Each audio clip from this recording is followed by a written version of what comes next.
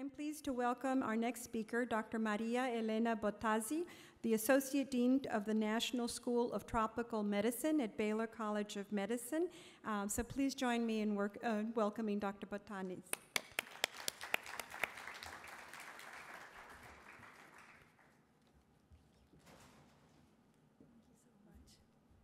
Thank you, everyone. Good morning, almost lunch. I bring greetings from Baylor College of Medicine and from Peter Hotez that really would love to have been here, but we split nowadays and we try to, accept as much invitations as we can to come and tell you a little bit about our story. Thanks, Terence and the TAMEST committee for letting me be here representing Peter, and it's nice to see so many faces that I have recognized from many Zoom webinars that we have been done. I'm going to try to manage my own slides here. So I was asked to come and tell you a little bit about our story. It's of course a two-decade story for me and Peter. For me, maybe even longer. I grew up in Honduras, I think many of you heard, so I have been exposed to many of the diseases that we have been trying to address and find solutions for. But to remind you that, believe it or not, we've already been in Texas 10 years. It seems almost yesterday that with Peter we have arrived. We were in DC before coming to Texas. And we represent a very unique way of collaborations. As you know, within Baylor, we collaborate with many institutions, but we really are very strong with our collaboration with Texas Children's Hospital, which has enabled us to create a very unique infrastructure, a school of tropical medicine with the missions of a school, research, education, support the community, and do some clinical care, but also embedded within Texas Children's to create a research enterprise to address many diseases, and especially diseases of the poor, and embedded within pediatrics, which is, of course, the department that is affiliated with Texas Children's, being a hospital, a children's hospital. And so the focus of our group, the school, our division in pediatrics, and certainly our vaccine center, has been primarily diseases of poverty. Many call them also neglected diseases. Many also consider tropical diseases, but to be honest, nowadays they are everywhere and anywhere, including in our wonderful state of Texas. We have many of these tropical infections. So are categorized primarily to be considered tropical and poverty diseases because they're very prevalent, primarily in poor people, very poverty promoting, and so we now have seen that the impact that these diseases have in the economic productivity of an individual and of society is pretty great. And don't be mistaken, it's also because they are not very high mortality diseases. So I know we pay a lot of attention into averting deaths, which I agree it's an ultimate priority for all of us, especially in science and in research. But we all sometimes forget that diseases that are of high morbidity, that they don't kill, that they live with us forever, even from childhood to adulthood, are leaving our societies with a lot of disabilities not only physically, mentally, and I think that's why we have been very much focused on these neglected infections of poverty that cause a lot of burden in disability. So when we started designing the way that we would do our research and trying to find solutions for these high morbidity diseases, very honestly, we started from the end. We started from who exactly are the populations that we wanted to touch if eventually we would be successful in our research. And clearly, we would therefore have to include them within our work. We would have to understand their demand, their needs, And we would want to engage with them. And I think that's maybe a little bit different of many, and we've seen this certainly even with COVID, that sometimes we tend to forget who exactly we are trying to help, even locally and certainly globally.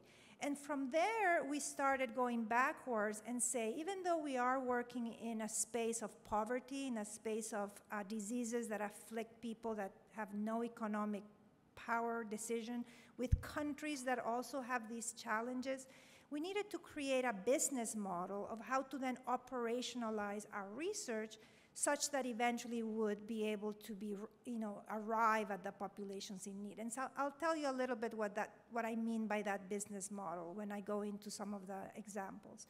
And hence, if you want to build a business model, you have to have a value proposition of why that model will work, and really the rationalization and the significance of that work. And that's how eventually we created the type of R&D, the type of work that we do in our labs. And this is the reason why if you come and visit us, or if you read about the work that we do, or if you certainly learn about how we do tropical medicine research, it ended up being, in some level, quite simplistic, common sense. It has to be cross-cutting. It had to be trans and interdisciplinary, and at some level, it had to be global. And for that one, we started to think about the impact of us being in the US and serving the globe, and me, of course, being also from Latin America, realized that sometimes we were quite colonizing, in our mentality, that we always tend to say, this is how we want to do the work, this should be helpful for others, without really putting it in the context of what it really is needed or it would be useful. So we started thinking about, now it's quite in fashion to talk about decolonizing science. And the decolonization of science really means to really work collaboratively and to empower others and to share the responsibilities. So it wasn't really only our responsibility to resolve the problems. It is not really left to the others to find solutions. It's to do this jointly. And for that reason, we started to create an ecosystem of R&D and education and service in our school and section and center, by using these adaptation strategies of ensuring that we would meet the cultural needs of not only with whom we were working with, but who we would be serving. And that's the reason why we then interact and integrate disciplines, not only, of course, in science, in technology, but also beyond. Now I think we do more with social scientists, with economists, with engineers than even with our own science, because for us it's easy to do science, but it wasn't very easy to start engaging all these other sectors. And therefore, as you can see in this slide, we traverse, from research and discovery all the way to very advanced clinical development studies. We decided to focus in multi-diseases, so we don't only focus on one. As you can see, we have a whole portfolio of neglected infections that we focus on, but we integrate some of these disciplines by, for example, linking vaccine development with drug development or drug interventions, by knowing that many of these diseases are transmitted by vectors, that we also integrate vector control, but looking at it also in a greener way, because of course when you disrupt vectors, you also have to work in the environment. By understanding the transmission dynamics and therefore modeling ecological niches, and therefore also bringing climate science into the work that we do. And certainly doing the traditional epidemiological, outbreak disaster investigations that we certainly have the opportunity of doing even in the state of Texas. But more importantly is bringing in training, bringing in the inclusion, and raising the awareness in our communities. So this ended up establishing this so-called framework of science and diplomacy, because the true definition of diplomacy really entails for us to be open, to be transparent, to be engaging, but at the same time to collaborate transparently, with many partners around the world. But on top of that, because of the type of work that we do, being neglected infections of poverty, we also try to remove any barriers that we thought would disincentivize partnerships. And one of them is clearly intellectual property, for example. So we open the science where we share widely, we share data, reagents, knowledge, and we don't block them with some intellectual property protections, with the intent that therefore we can enable others to just replicate what we do. I mean, that's the key. We as scientists want to have others, expand and do the same work that we're doing, whether it's here or abroad. And we want to use holistic approaches by, again, bringing in multiple disciplines, not just focusing on science, but going, and embrace the whole STEAM disciplines. And we added the A, right, the arts, the social sciences in it too.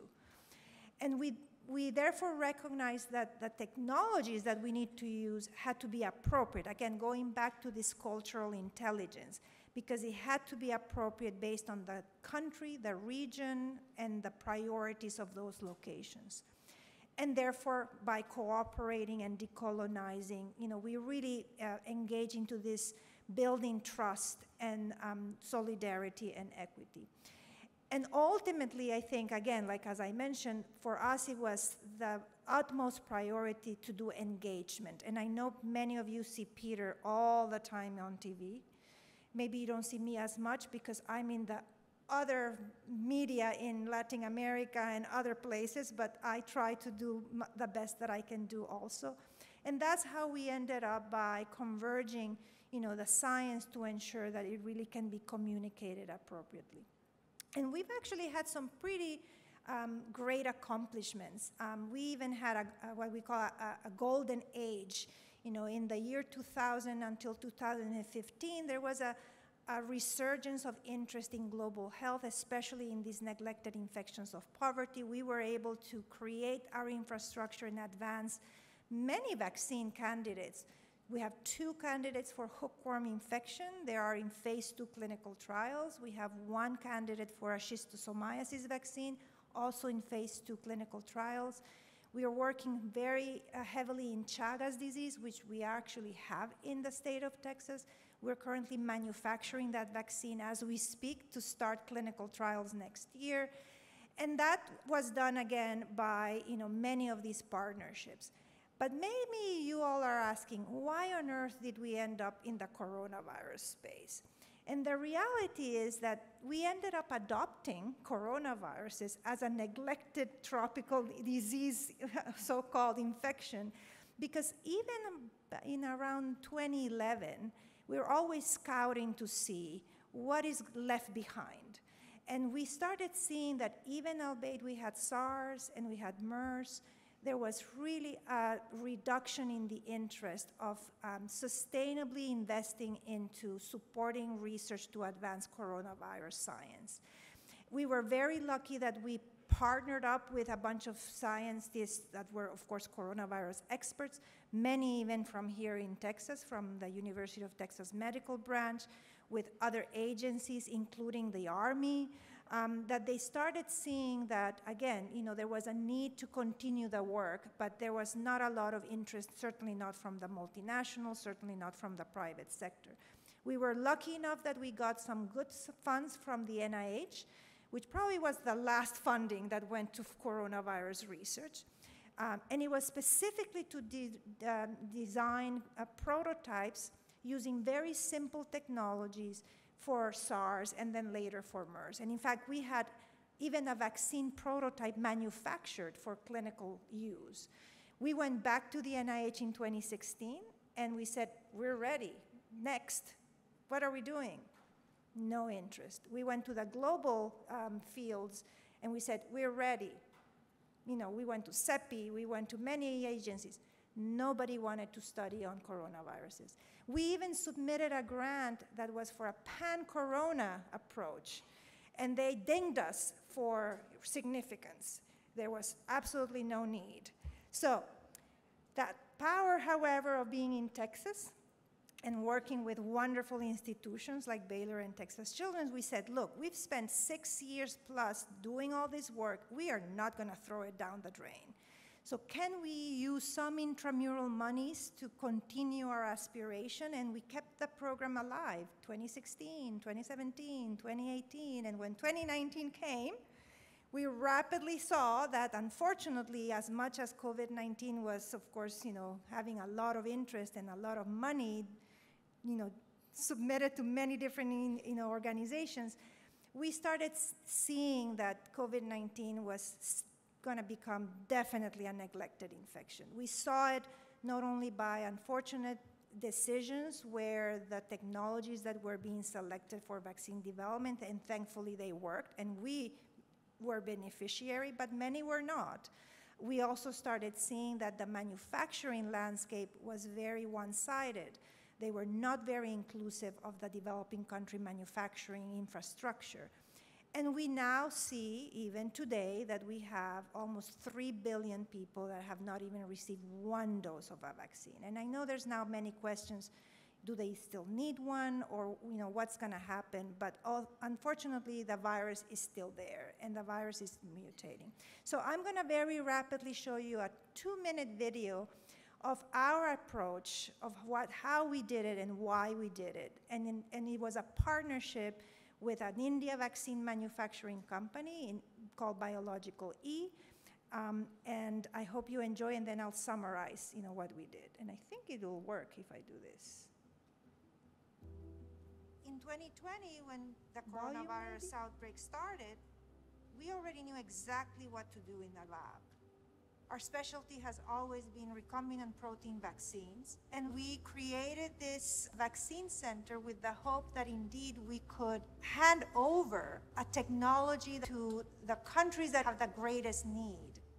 And to be honest, in 3 months, we were able to create a prototype of a COVID-19 vaccine, which now is going to be deployed in billions of doses around the world. But what's great about our vaccine is it's a technology that's been around for 4 decades. So we know what's going to happen with this recombinant protein vaccine. It's completed now all of the clinical trials, phase 1, phase 2, phase 3, very exciting results.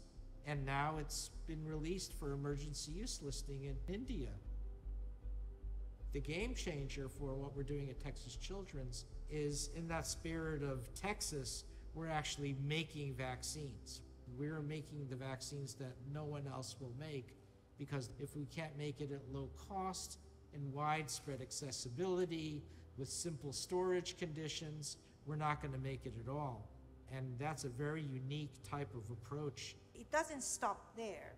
They're already doing clinical trials to evaluate the vaccine in the pediatric population, extending the accessibility and the reach of our Texas Children's vaccine, because we can really contribute to really bridge this gap and really squash the virus all over the world. All of this is built on 2 decades of keeping a team together of dedicated scientists who are committed to the mission and understand the global health landscape in depth. Mark Wallace and the board of Texas Children's gave us this opportunity to build an institution that will make vaccines for the world. They don't want to be the children's hospital just for Houston or for Texas. They want to be the children's hospital for the world. So what we ended up doing is actually quite simple. I was joking earlier this morning. We create a box that has all the starter kits of all the seeds for us to make these recombinant protein vaccine technologies. We then shipped them and gave them the recipes. And so we give them a Dropbox link. And then we give them a Zoom link so that they can call us if they need to, if they need help. And for that, we actually were able to ship out this technology with no exclusivity. Anybody who wanted it could get it. We're still working with many groups, some research, some advanced manufacturers.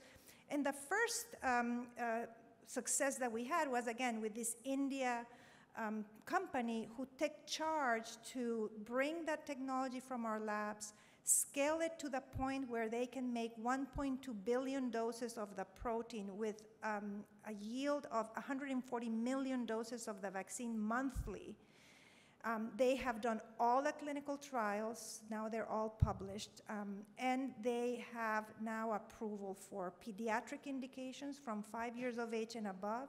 And now they just recently also received authorization to use them as boosters. Right now, all of this is done in India.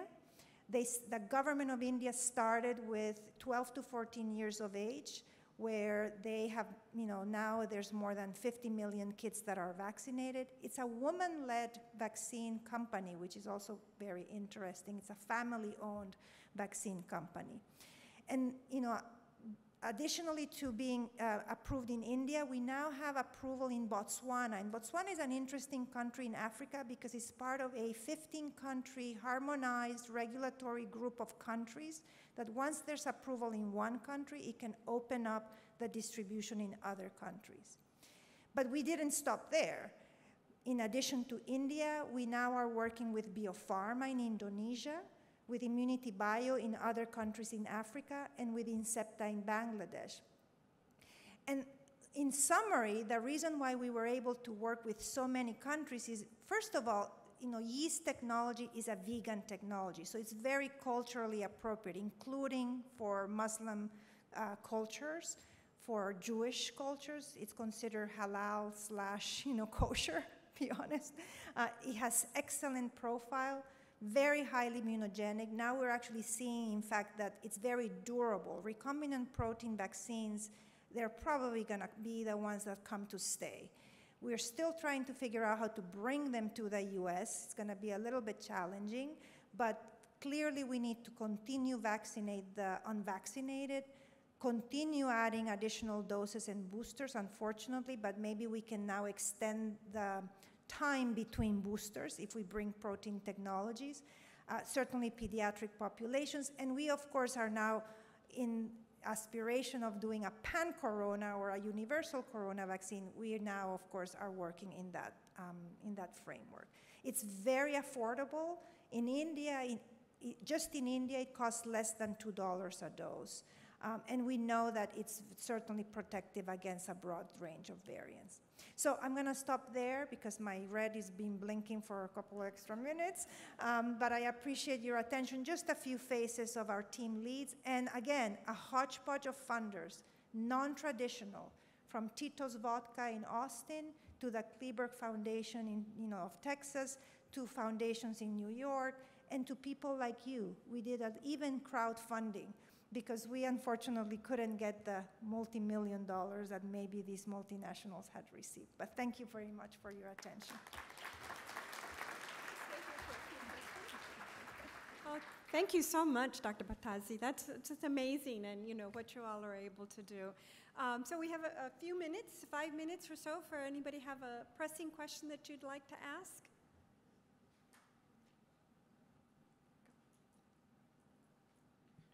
No questions from me, but just a word of an applaud, and congratulations for the vision and for the leadership that you guys have shown in leading us through these difficult times. I think having watched the two of you make public presentations in the past, it was not only a sense of pride being from Texas, but also a reminder of the importance of the work that you do. So thank you for that. And as a reminder, right, what we would like to ask of you is, this is not ours, it's not even Baylor's, it's not even Texas Children's, this is all of yours. So raise awareness. One of the things we've had the highest difficulty was to connect the dots with our US government to tell them this is a vaccine made in the US, in Texas, and that it's benefiting the world. We have done more for global health with just this vaccine compared to even just the donations that the US have done, right? So we need to champion this as a you know, this is just a privilege for us to gift this to everyone. So it's as us, mine is as yours. So just talk about it. So just a quick question. What's next? What should we be watching out for? Well, I think next is, first of all, the company in India and the one in Indonesia are very much working with the World Health Organization, because you still need that WHO stamp of quality, which is a pre-qualification, so that it can really open up the floodgates to the world. And that's moving. The WHO is sometimes slow, but you know, the processes are moving. So what's next is getting that WHO qualification so that these companies can provide them to any country that they need it, which now is limited because the approvals have only been in India and Botswana, and they really like to see a WHO stamp.